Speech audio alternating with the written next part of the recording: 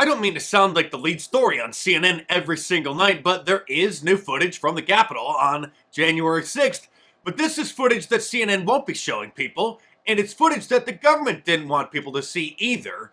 And the only reason that we finally have it is because one of the protesters who was arrested that day, their lawyer sued to have the footage released, and surprisingly, it was. It's security footage from inside the Capitol, and as you can see, the protesters were peacefully entering the building, at least at this entrance and others, and walking past a group of police officers who didn't even tell them that they were supposedly trespassing or that they should leave. And here's a flashback to CNN's Wolf Blitzer hyperventilating that day, witnessing this mostly peaceful protest. They are inside Statuary Hall. This is a legendary place where all of us who've covered Capitol Hill, it's hard to believe what we're seeing right there. They're just walking through. Where are Capitol Police? I'll bet there's not a single high school field trip that's visited the Capitol that was this well behaved. And I'm not joking when I say that one of the only things on CNN every single night, night after night after night, is them complaining about January 6th, that and commercials for AIDS medication. If you're living with HIV, keep being you and ask your doctor about Biktarvy. Biktarvy is a complete one-pill, once-a-day treatment used for HIV in certain adults. I know that I've said I'll watch CNN so that you don't have to, but I've had enough. No human should have to watch Don Lemon's show or his advertisers. I'm on the pill. I'm on the pill too. But it's not birth control.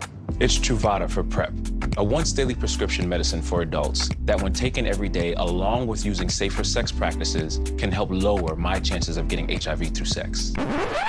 And it turns out that Brian Stelter doesn't just host a weekend show, he also co-hosts a new morning show in drag where they were complaining about, can you guess? Let's check out something we saw on the House floor, which is a Republican member of Congress wearing a mask that says, "Let's go Brandon." This is South Carolina Congressman Jeff Duncan, and for the uninitiated, this stems from a crowd at a NASCAR race yelling, "F Joe Biden," but it was during the speech of the winner, Brandon Brown, and a commentator thought that the crowd was saying, "Let's go Brandon." So this is really just a substitute for F Joe Biden.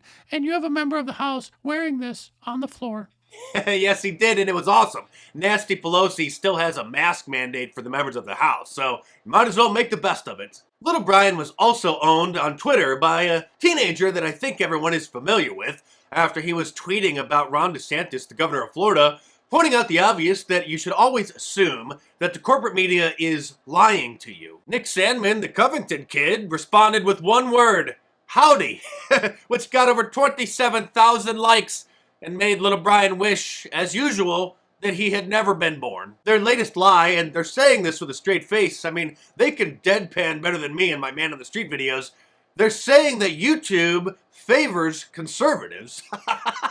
This new report about YouTube, it's up on the TTP website. It's more evidence, Oliver, of something that's been emerging for years, right? But not only are the echo chambers really, really insidious, they're also louder, more on one side than the other. Right, and I don't think it comes as a surprise to anyone, including the folks at YouTube, right, that their recommendation algorithm is really a radicalization machine.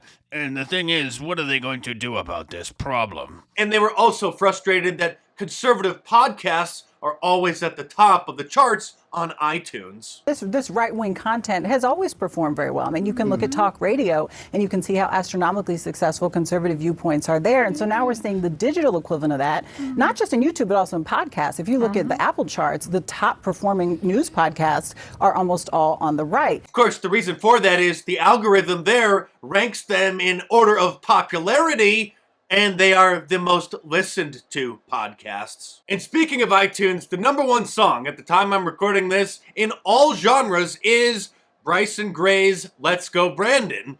And #2 is Loza Alexander's Let's Go Brandon, which both bumped Adele's new hot single Easy on Me down to #3. As you may expect, the liberals are not very happy about that. Adele booming at radio, but temporarily knocked off iTunes' top spot by moronic anti-Biden song. I certainly hope it wasn't temporary. We better go buy more Let's Go Brandon songs and support these independent artists and keep them at the top of the charts. The liberal lunatics are also upset that some Fox News hosts have joined the Let's Go Brandon bandwagon. Here they are talking about the ADL, which just released the new report complaining about Halloween costumes, but not just that they might be cultural appropriation. The ADL doesn't want your daughter to dress up as a princess.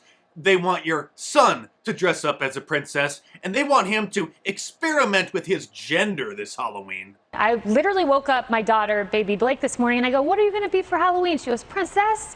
And we ask all day, "What are you going to be? Princess? Oh, Princess?" look at the little Yeah, so the one. ADL has a problem with this. I'm sorry, go away. My daughter's going to be a princess. I don't need to feed her lines. Maybe next year she'll be Wonder Woman. She gets to choose, not the ADL. By the way, you know what I'm going as? What are you going as? Brandon. Okay, we'll be right back. Let's go, Brandon.